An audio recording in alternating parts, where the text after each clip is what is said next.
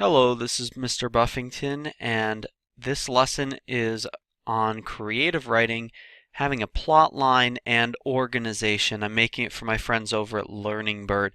Let's check it out. This is a plot diagram. It's a typical picture that shows the plot of a story. Every good story should have these specific parts. It will have an exposition, often called the introduction. This is the part where we introduce characters, we introduce setting, we sometimes introduce a little bit of the conflict, perhaps. But then we start in our rising action. This is when we really introduce the conflict of the story, what's going to happen, what the goals, the quests, the whatever that somebody is going to go on. And then we reach the point where they go on that quest or they achieve that goal or something like that, and that's called the climax of the story. The climax of the story usually happens like 80 or 90% of the way through the story. You don't want to have it too early in the story because then they'll all just it'll be pretty boring down to the end. When we go through our falling action, which should be pretty brief, just sort of from our climax back down, sometimes there are things that need to be resolved, and then we get our resolution. So this is a plot diagram. These are the parts of a plot diagram. What we're going to do is talk a little bit about organization of our short stories.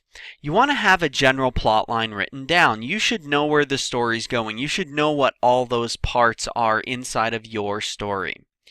You don't need to have every detail ironed out at this point, but you want to have some kind of a general idea of where things are going. And remember to be flexible. Your story is going to change as your characters develop, and as you write a little bit more, things will start to change. So be flexible with your plot diagram. So just have a general idea of where it's going, and then be flexible and kind of enjoy where the plot takes you. Some genre-specific preparation. If you're writing a historic novel or a novel based in the real world, do some research so that you know the setting. Write down some details about the setting. That'll help you to be more convincing to the reader, especially if the reader has been there or knows something about that setting. You want to make sure that your details are accurate, and that will help when you're trying to connect to the reader. If you're writing fiction, you may want to draw a map or write out a short history of this fictitious place. Writing down the details, again, for easy access so you can find them, but you definitely want to have an idea of where you're going so that you can help write in a way that will help your audience feel like that this is a real place and that they could actually go there. So let's make a story. We're going to create a story. First off, we're going to introduce our characters, the setting, and any important things. We're going to introduce a conflict, have our climax, close things up, and have our ending. Let's do it.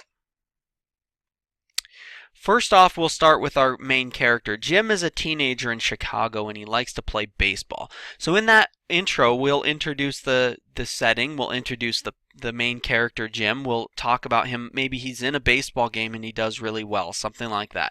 So we'd have all of that as part of our exposition, our introduction to the story. Then Jim sucked into a wormhole and warped into a land with dragons and elves. He learns that the dragons are trying to kill all the elves in a big battle. Alright, so this would be our rising action. This is going to be the majority of the book. You're going to do a lot of character developing in here. You're going to, again, have that action of him being sucked into a wormhole. You're going to land in a new place where he's confused. You might have him meet some new friends along the way and find out about the conflict of the battle between the elves and the dragons. The climax of the story would probably be that battle between the elves and the dragons. Jim probably helps in that battle in some way, and then Jim and the elves can now live in peace. That would be your falling action. Maybe the king of the elves is thanking Jim. Thanks, Jim, what a great job you did. If it weren't for your knowledge of baseball, we wouldn't have been able to beat the dragons, whatever. And then we get to the final conclusion where Jim decides to go home to his family. Perhaps that's our conclusion, the way that we want to end the story. So this is a story. This is an example of a plot diagram of a story that just an idea that I was sort of writing down as I did this. And this can be an example for what the type of details that you'd have in there. You don't have to include everything. There's a lot of details that aren't in here, but this is enough to kind of get us going. It's important for us to be organized because it will help you to stay focused as an author. You don't want to be writing about stuff that does not help to move the plot along. Organization will also help you know what you need to write next so you don't get confused and lost as you go. And organization will help you track your own progress on a project. I like to know where I'm going and how to get there. Organization is the way to do that. So I hope this lesson on plot lines and organization has been helpful for you. Have a wonderful day.